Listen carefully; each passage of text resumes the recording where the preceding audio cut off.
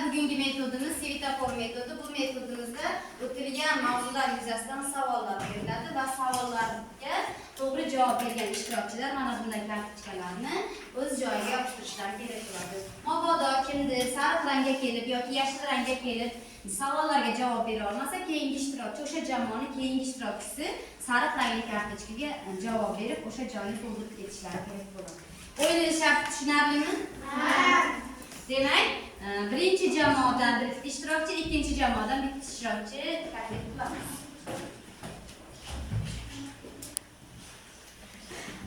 Birinchi bo'lib qizil rangli kartochkani tanlaysiz. Demak, 15-chi savol. 15-chi savol. Qarqa va paxta hikoyasi muallifi kim?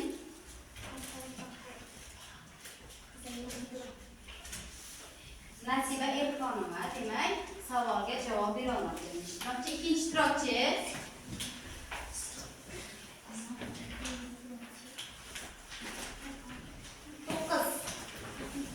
Marvarid hikoyasida Marvarid kimda qolgan edi? Jo'shda qolgan edi. Demak, yopishtirib qo'yishingiz mumkin. Keyingi jamoaning keyingi ishtirokchisi tayyor bo'lib turamiz orqasidan.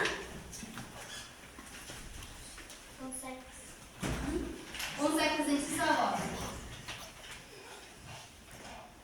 Kuz-qish fasllarida qaysi qushlar issiq o'lkalarga uchib ketadi?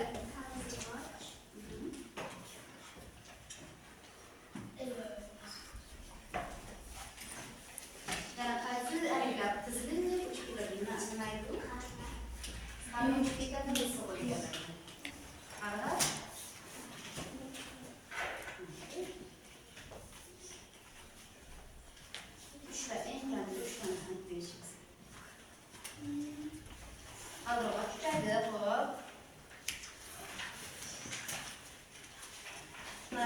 Demak, birinchi jamoani birinchi yoptirib qo'yishingiz mumkin. Ikkinchi jamoaning ishtirokchisi. Siz endi sariq rangli kartochka tanlashingiz kerak. 5. Vatan yoshlari she'ri muallifi kim? Vatan yoshlari she'ri muallifi kim? Bilasizmi? Turib olishingiz mumkin. Bilmaysiz. Birinchi jamoaning uchinchi ishtirokchisi. Tezroq bo'lasiz. Demak, siz sariq rangli, siz ham sariq rangli kartochka tanlaysiz. Raqam 32-chi raqam.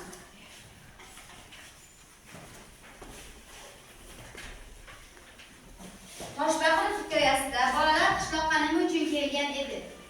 Ular o'zini shaharda o'zlari chiqqan edi. Chunki bu yerda shovqin bo'ladi. Barakalla. Birinchi jamoaning ikkinchi stikerchasiga. 17-chi savol. Savol. Nima uchun paxta oq oltin deb aytiladi? Chunki ular kiyimlar Oq oltin deb o'zimizni yurtimizni oq oltini deb yuritilishiga sabab nima?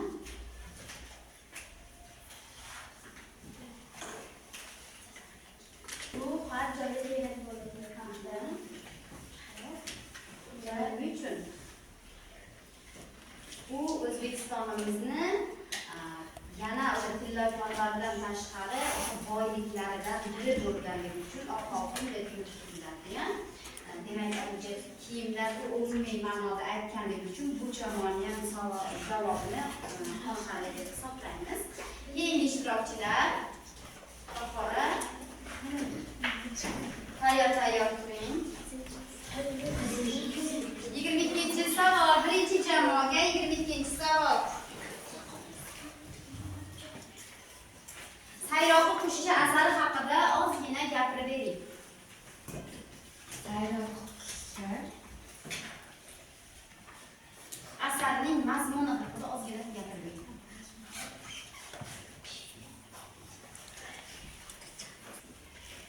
Qolgan ishtirokchilar ya'ni o'zingizning oldingizga qarab oling. Javob yo'qmi? O'tirib olishingiz mumkin. Necha Sayroqi qushcha asarining muallifi kim?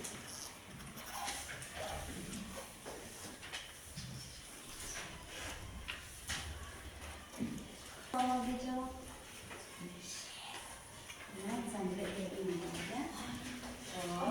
Keyin ishtirokchilar. Yoshlarning stikerlarni olmaymiz. 25 savol. Vatan yoshlari she'ri muallifi kim?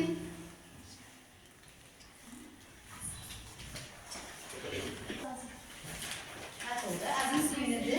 Keyingi ishtirokchi. 7-savol.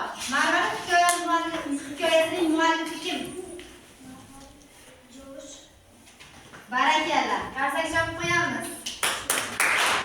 Birinchi jamoaning ikkinchi jamoaning birinchi svetoforı tayyor bo'ldi.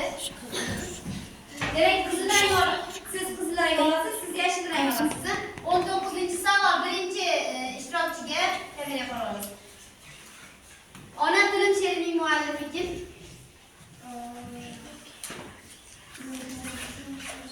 Barakalla. Birinchi ishtirokchi, birinchi xatobni ham birinchi svetoforı tayyor bo'ldi. 24-savol. Ikkinchi jamoaga.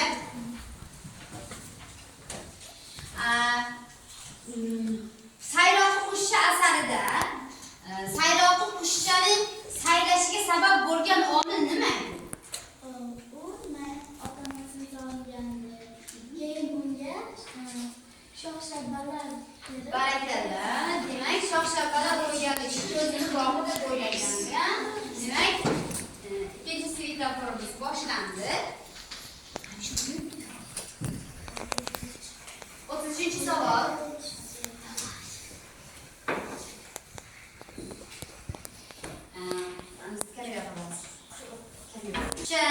Qushlarning tabiat va inson hayotida qanday afzalliklarga ega? Qanday muhim vazifani bajaradi qushlar? Oldimizga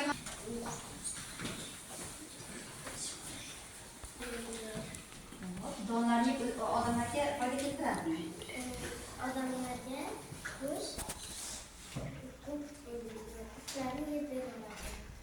Barakalla. Demak, insonlar ekkan ekinlarni qurtlar yeb qo'ymasligi uchun qurt-qumurtqalardan tozalab berish vazifasini bajaradi va shu tariqa tabiat almashinuv hodisasi yuzaga keladi. Demak, ikkinchi jamoani ikkinchi svetoforı ham, birinchi jamoani ikkinchi svetoforı ham boshlandi. 27-savol. 27-savol.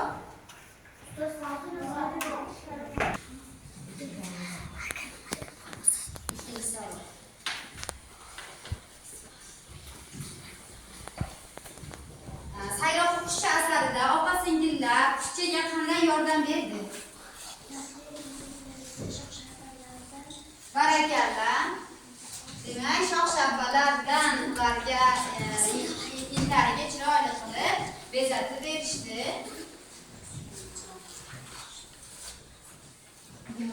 25-savol. Vatan yoshlari she'rining muallifi kim?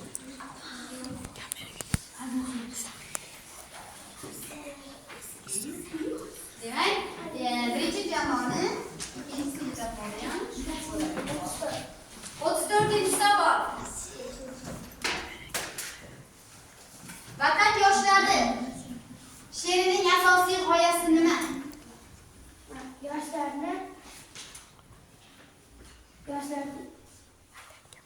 vatanga muhabbatini oshiradi. Barakalla. Vatanga muhabbatini oshirish, unga g'amxo'rlik qilish. Keyin ishtirokchilar.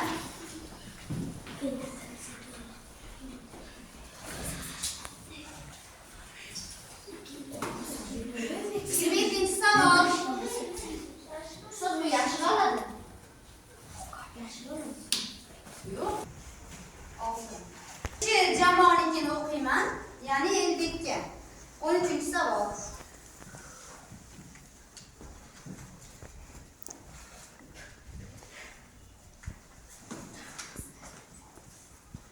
Toshbaqir hikoyasining bosh qahramonlari kimlar? Toshbaqir, Safar, Jim. Shunchaki. Bismillah. Qisqacha mazmunini aytib berasiz endi, chunki u yoqdan javoblar keldi. Shuning uchun qisqacha mazmunini aytib bersangiz qabul qilaman javobingizni.